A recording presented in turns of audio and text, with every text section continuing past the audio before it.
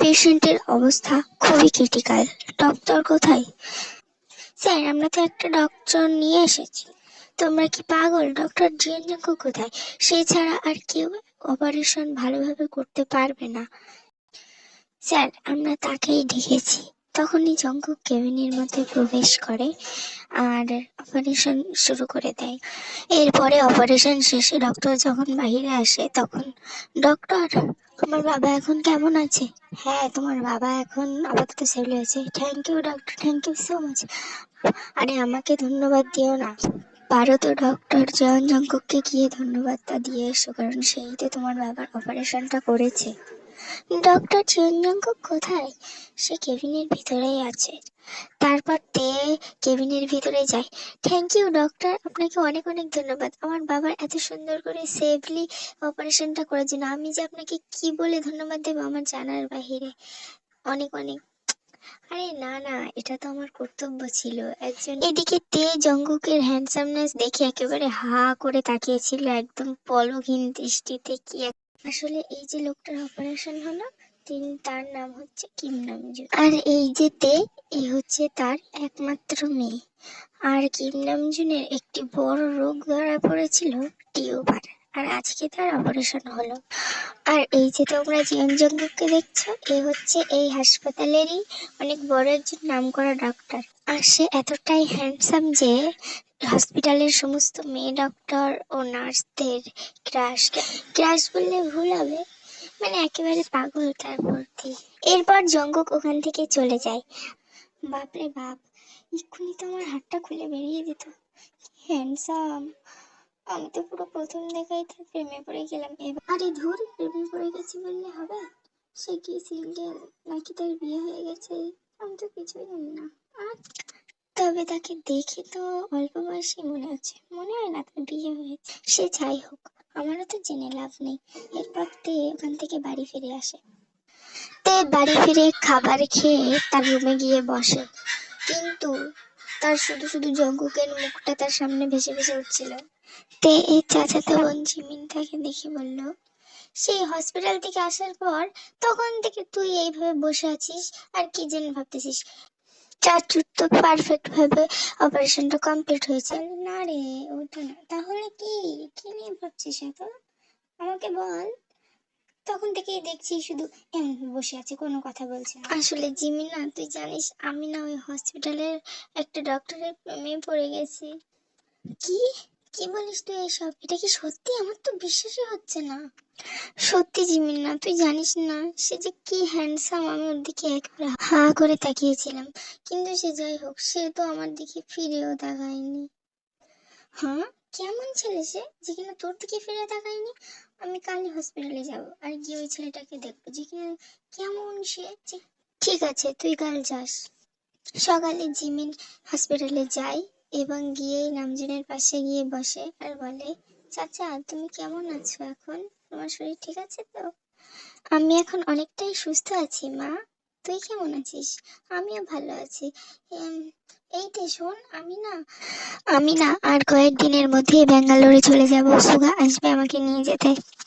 সুগা বলেছে আর 2 দিন পরে চলে আসবে। আমি তোকে অনেক মিস করবো জিমিন। আরে তুই টেনশন করিস না, আমি ওখানে মাত্র 1 মাস থাকবো, আর আমি সময় পেলেই তোর কাছে কল করব, কেমন? আর তখনই ডক্টর জিয়ন জংকুক কেবিনে ঢোকে চেক আপ করার জন্য। মিসতে, আরো কিছুদিন আপনাদের হসপিটালে থাকতে হবে। আপনার বাবার রিকভারি করাতে সময় লাগবে। আপনি কি ডক্টর জিয়ন জংকুক? এই তে, এটা না তোর? তে জিমিনের মুখে হাত দিয়ে ওকে বাইরে টানতে টানতে নিয়ে এসে, এই শালা, এখনই তো সবকিছু দিচ্ছিলি ভেস্তে, তুই কি পাগল টাগল হয়ে গেছিস? তখন জিমিন মজার সুরে বলে, তে তুই যার উপরে প্রেমে পড়েছিস সে কিন্তু সত্যি অনেক হ্যান্ডসাম। সেটা তো, তবে সে কি আর আমাকে পছন্দ করবে? সে তো, কেন নয়? তুই এমনিতেই কত সুন্দর দেখতে, তুই জানিস না জিমিনা, সে কোনো মেয়ের দিকেই ঘুরে তাকায় না। হাসপাতালের সমস্ত মেয়ে ডক্টর নার্স যারা আছে সবাই তার প্রতি পাগল। আর তুই বলিস আমাকে নাকি তার পছন্দ হবে? সে যাই হোক তে, তুই তো একবার ট্রাই করে দেখতে পারিস। হ্যাঁ, তুই এটা ঠিক বলেছিস। তার আমাকে পছন্দ হোক বা না হোক, আমি তো একবার দেখতে পাই। বিকালেতে বাস স্ট্যান্ডে দাঁড়িয়েছিল হসপিটাল যাওয়ার জন্য। তখন একটি বাস এসে থামে। তে সেখানে উঠে পড়ে। তে সামনে তাকিয়ে দেখে জঙ্কুক বসে আছে। ও তাড়াতাড়ি গিয়ে ওর পাশের সিটে বসে পড়ে। Hello doctor জিয়ন। জঙ্কুক কোনো কথাই বলে না। সে তেকে এমন ভাবে ইগনোর করে যেন সেখানে তে ছিলই না। খাটাস খাটাস ঢং দেখলে পাচ্ছি না, একদম রসকসে। তে তুই এই ছেলের প্রেমে কিভাবে পড়লি? হসপিটাল এসে গেছে বলে জঙ্কুক তার সিট থেকে উঠে দাঁড়ায় এবং বাস থেকে নামে। এত তাড়াতাড়ি চলে এসেছে? এরপর তে তাড়াতাড়ি করে নেমে যায় আর সোজা তার বাবার কেবিনে যায়। মা, তুই চলে এসেছিস?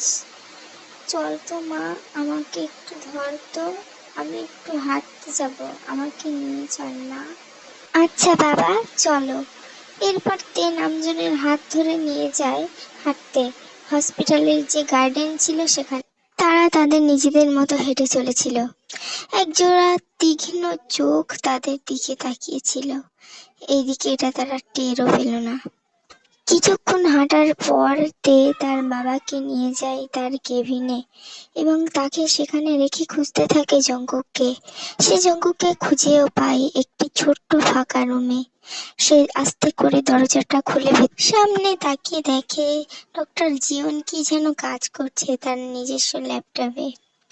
তে আস্তে আস্তে রুমের ভিতরে যায়। ডক্টর জিয়ন। জঙ্কুক আর চোখে সেদিকে তাকায়। আরে, আপনি এই সময় এখানে? আসলে ডক্টর জিয়ন, আমি কিম তেয়ং। এই যে 2 দিন আগে আপনি আমার বাবার অপারেশন করালেন। হ্যাঁ, মনে পড়েছে। তা বলুন, এখানে কি মনে করে এলেন? আসলে ডক্টর জিয়ন, আরে বলুন না, কি বলবেন? মানে আপনার কি বিয়ে হয়ে গেছে? হোয়াট? মানে আপনার কি কোনো গার্লফ্রেন্ড আছে? না, নেই। আর কিছু কি শুনতে চাও? তে ওখান থেকে দৌড়ে বেরিয়ে গেল এবং সে বাড়িতে ফিরে গেল। তে সোজা জিমিনকে জড়িয়ে ধরে, জিমিন জিমিন, জানিস কি হয়েছে? আরে বলবি তো আগে, কি হয়েছে? আমি ডক্টর জিয়নের কাছে শুনেছি তার কোনো গার্লফ্রেন্ড আছে নাকি। তো সে কি বলেছে? সে বলেছে তার কোনো গার্লফ্রেন্ড নেই। আরে সালা, তাহলে তো তোর রাস্তা পুরোই ক্লিয়ার।